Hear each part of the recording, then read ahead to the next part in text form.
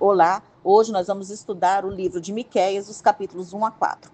O profeta Miqueias era da pequena cidade de Moresete-Gate, no sul de Judá, em uma produtiva área agrícola a cerca de 40 quilômetros a sudoeste de Jerusalém. Como Amós, ele vinha do campo, provavelmente de uma família de condição humilde. Enquanto o profeta Isaías estava em Jerusalém, tratando dos assuntos do rei e de situações internacionais, Miqueias era um profeta no campo, profundamente sensível às questões sociais que afetavam as pequenas cidades e aldeias por toda a Judá. Miqueias desafiou o comportamento ímpio e profano de governantes corruptos, falsos profetas, sacerdotes ímpios, comerciantes e juízes desonestos. Ele pregou contra a injustiça, a opressão aos camponeses e aldeões, a avareza, a imoralidade e a adoração de ídolos. Ele também advertiu sobre severas consequências se as pessoas e seus líderes persistissem em sua maldade e rebelião contra Deus. Ele predisse a queda de Israel e a destruição de Samaria, sua capital, além da destruição de Judá e sua capital Jerusalém. O ministério profético de Miqueias teve lugar durante os reinados de 3 reis de Judá, Jotão, Acás e Ezequias. Embora algumas das profecias de Miqueias tenham sido proferidas durante o período do rei Ezequias, a maior parte delas reflete a condição corrupta de Judá durante os reinados de Jotão e Acás, antes das reformas de Ezequias. Sem dúvida, o ministério de Amós, juntamente com Isaías, ajudou a inspirar a renovação espiritual e as reformas instigadas pelo bom rei Ezequias.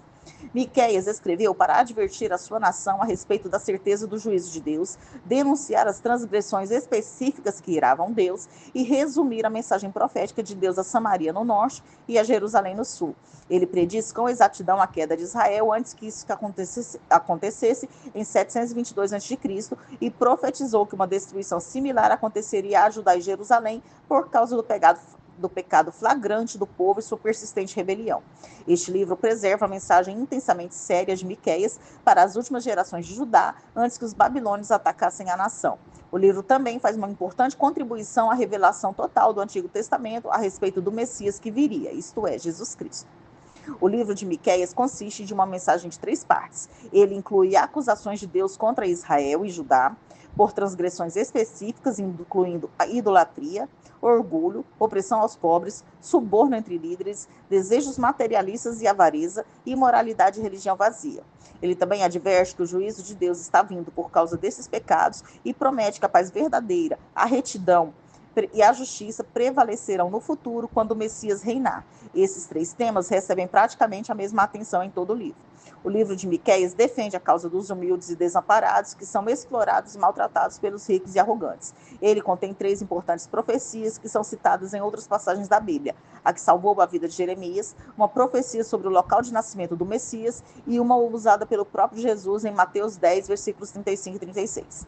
Como outros profetas do Antigo Testamento, Miqueias viu além do juízo de Deus sobre Israel e Judá, até o Messias que viria e o seu futuro reino na terra. 700 anos antes da vinda de Cristo, Miqueias profetizou que ele nasceria em Belém.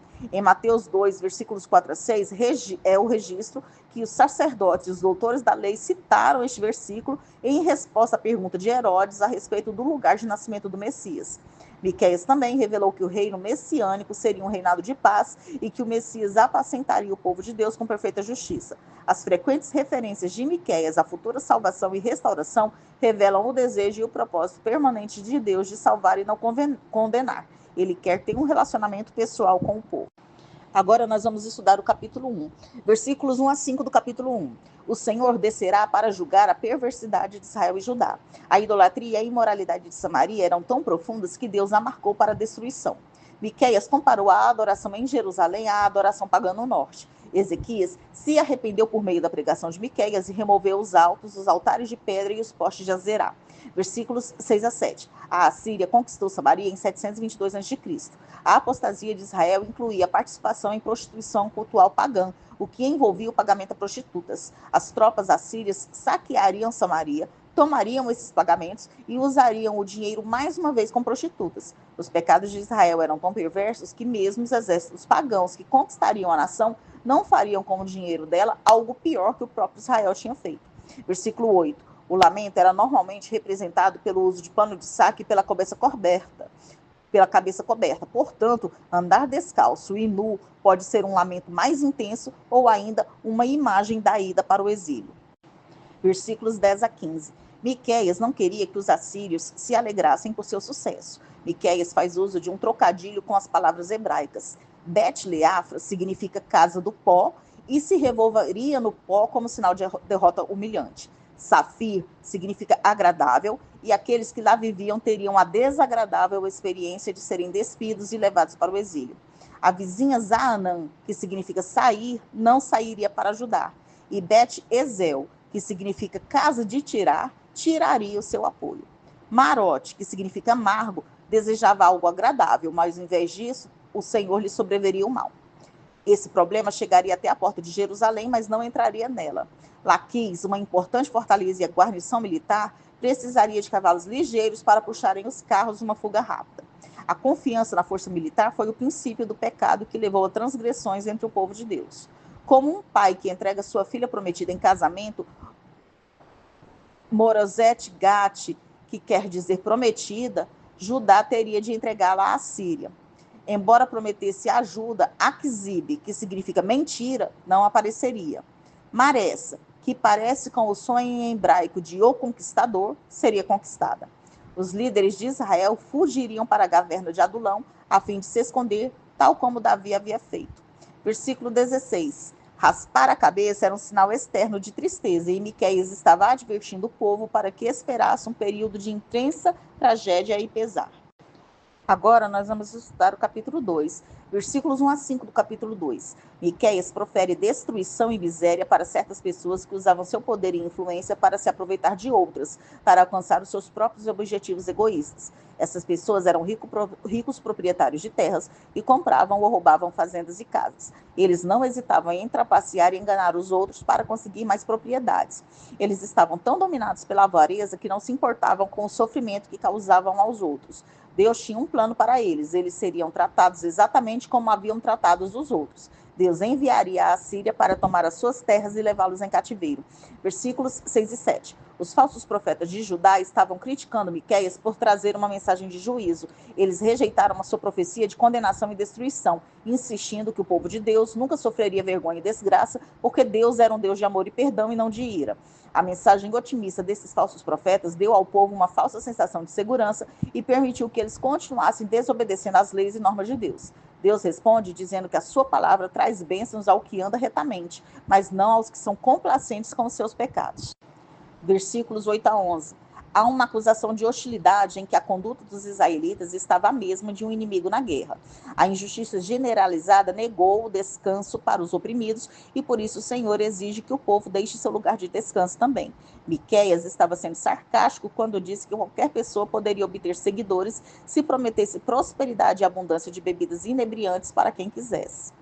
Versículos 12 e 13. Os falsos profetas pregavam que o juízo de Deus não sobreviria, mas Miqueias prometeu, para além do juízo, salvação para um restante justo. Deus os ajuntaria como um bom pastor. O próprio Senhor os tiraria do exílio e os levaria para casa. Agora nós vamos estudar o capítulo 3, versículos 1 a 4 do capítulo 3. Os líderes deviam ser justos, colocando as coisas numa condição justa e restaurando a integridade. Em vez disso, Miqueias vê governantes que aborrecem o bem e amam o mal. Miqueias descreve o pecado deles em termos canibalísticos, porque é esse o impacto do falso ensino a respeito de Deus. Em retribuição justa, aqueles que não ouviram o choro do povo, agora descobririam que Deus não os ouviria. O silêncio de Deus é parte de sua sentença. Versículos 5 a 7. Falsos profetas pregavam paz aos que os sustentavam e guerra aos que não o faziam.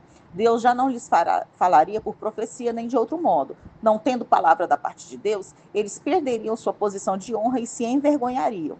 Versículo 8. Ao contrário dos falsos profetas, Miqueias fala pelo poder do Espírito Santo de Deus. Sua mensagem é verdadeira e investida de autoridade. Versículos 9 a 12. Todas as classes de governantes são culpadas. Os juízes julgavam em troca de recompensas, os sacerdotes ensinavam por interesse, os profetas profetizavam por dinheiro. Eles viam Jerusalém e o templo como sinais de uma irreversível posição correta com Deus, negligenciando sua responsabilidade por santidade. Os líderes construíram Jerusalém com injustiça e atos violentos, por isso são responsáveis por sua destruição. Agora nós vamos estudar o capítulo 4, Versículos 1 a 4 do capítulo 4. Esta passagem se refere aos últimos dias, nos quais o reino de Deus será estabelecido. O monte do templo, representando a morada de Deus na terra, mesmo que antes seja destruído, será estabelecido no alto dos montes e Deus se exaltará entre as nações. Muitos povos serão atraídos ao Senhor e dirão: Vinde, subamos ao monte do Senhor. Eles desejarão aprender os caminhos do Senhor e serão transformados pela verdade da sua lei. O próprio Deus trará paz entre povos e nações, fazendo com que o derramamento de sangue cesse e instrumentos de morte sejam transformados em ferramentas para a promoção da vida. As nações não aprenderão mais a guerra. Certamente haverá paz e segurança, porque a boca do Senhor dos Exércitos o disse. Versículo 5. Ainda que muitos outros sigam outros deuses, um remanescente piedoso de Israel deixará a idolatria e seguirá o Deus verdadeiro. Versículos 6 a 8. Deus recolherá novamente o seu povo que cocheava, a quem ele tinha maltratado e expulsado em seu juízo. Dessa parte, desse restante fiel, ele edificará uma nação poderosa. Portanto, o povo de Deus pode esperar sofrer antes de ser resgatado. O Senhor reinará sobre eles para sempre. Jerusalém se tornará uma torre fortificada em torno da qual os habitantes se ajuntarão. Versículos 9 e 10. Judá será levado cativo para a Babilônia, mas o Senhor a libertaria do cativeiro por meio do edito do rei Ciro da Pérsia, que permitiria ao povo voltar para Jerusalém. Versículos 11 a 13. Miqueias volta a falar sobre o tempo da segunda vinda. A congregação de muitas nações e muitos povos retrata a futura batalha do Armagedon. Nesse dia, o Senhor encherá o seu povo com poder. Usando linguagem figurativa de um animal feito de metal, o Senhor antevê o dia em que Israel conquistará a vitória permanente sobre os seus inimigos. Nós estudamos aqui os capítulos 1 a 4 do livro de Miqueias.